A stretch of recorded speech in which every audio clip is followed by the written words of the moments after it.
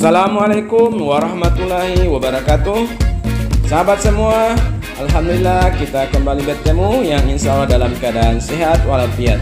Saat ini saya akan meliput bagaimana keseruan salah satu klub sepak bola yang ada di kecamatan Lemito, yakni YILADE FC, yang berlatih di lapangan yang cukup kecil dari ukuran lapangan yang sebenarnya. Lapangan ini hanya memuat paling banyak 10 pemain, sehingga tiap tim terdiri dari 5 orang pemain saja.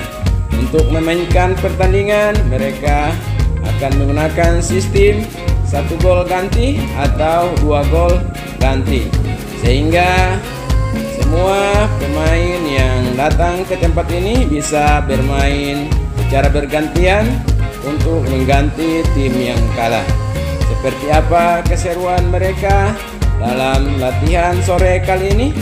Mari kita saksikan sama-sama. Selamat menikmati.